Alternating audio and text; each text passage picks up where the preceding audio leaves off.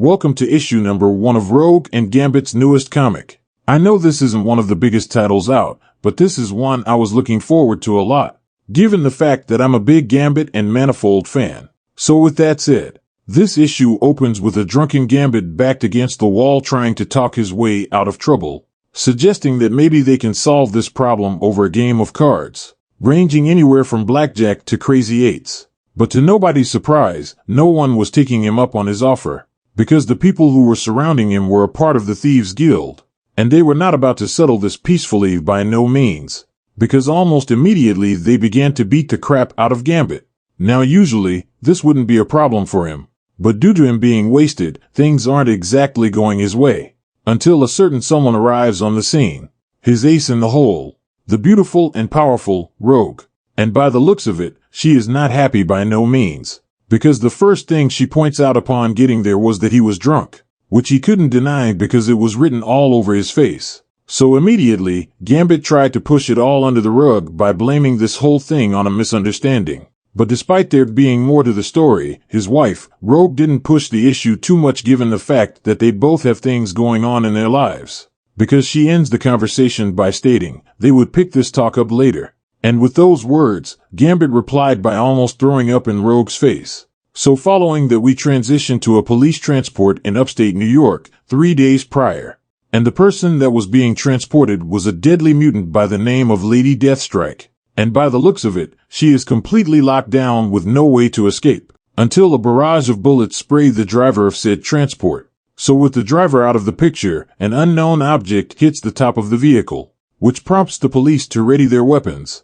But to everyone's surprise, the armored vehicle doors were ripped off the back of the escort, leaving him exposed to whoever was attacking. So in a last-ditch effort, the police opened fire, but to no success, because an electric base attack filled the cabin, which took them all out, leaving only Lady Deathstrike standing, because whoever attacked this escort was focused on getting her. So following that, we skip over to the current day, where we see a hungover Gambit laying in his bed completely out of commission as Rogue lay into him, saying how she was looking everywhere for him because they agreed to meet each other in Lafayette's, but instead, she found him in a back alley fighting assassins completely drunk.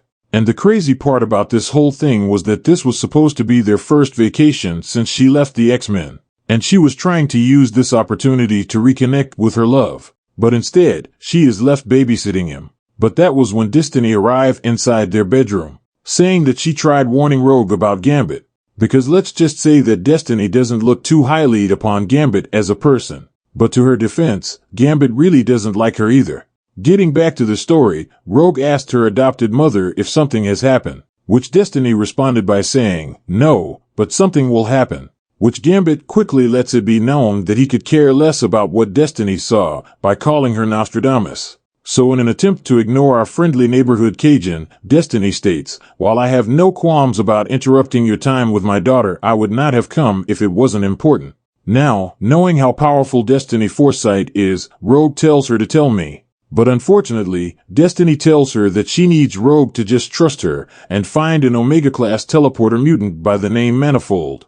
The same Manifold that used to work with the Avengers as well as Sword and Cable. And Destiny goes on to say that Rogue is the only person she could trust with this information, because a time is coming when we will need Manifold. Now, I believe that this could have something to do with the sins of Sinister, and Manifold could be of big help in stopping/causing it to happen. Given the fact that Destiny and the sins of Sinister is hiding out in the World Farm, far away from Earth, which could be easily accessed by a teleporter.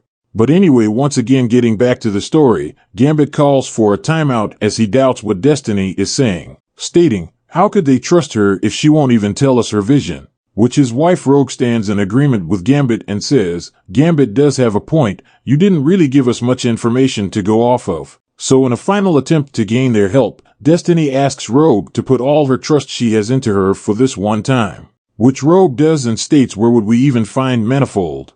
So Destiny responds by saying, I could tell you where, but it would be your job to convince him by any means necessary, because Manifold would not blindly follow Krakoa's authority. He may assist Sword when called upon, but he follows his own agenda, and there's a very good chance he does not come willingly. So just as she said that, we skip over to Nevada where we see Manifold, and he is laughing his butt off, saying this has to be the best joke he has heard in ages.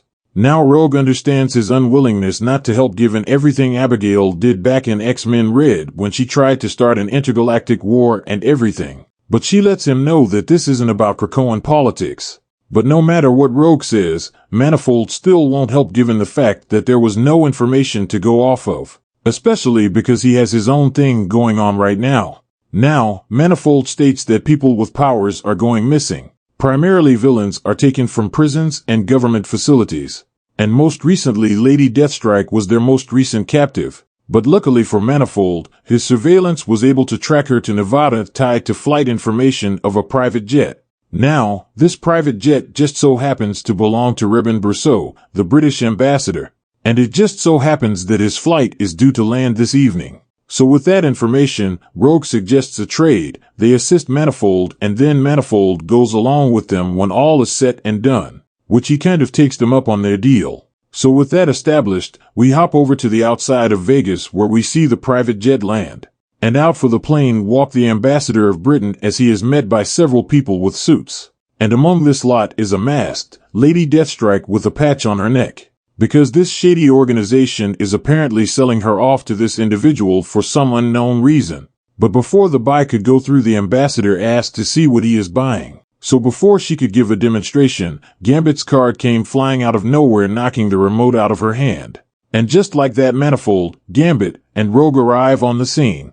And without any hesitation, our hero began to put in work on the suited individual as the ambassador hops back on his jet and begins to order the pilot to take off. But just as he attempts to leave, Rogue yells out for someone to stop him. But before anyone could, a woman in glasses pulls out a device and hits our hero with it. Now, this device seems to have stripped them of their mutant abilities, leaving them defenseless. So as the suited individuals began to shoot, Manifold mustered up all his remaining power to teleport Rogue and Gambit to safety before collapsing onto the floor. So as Manifold sat powerlessly and drained on the runway, the suited individuals surrounded him with their weapons at the ready, as the woman with the glasses placed a patch on his neck. So with Manifold captured, this issue comes to an end.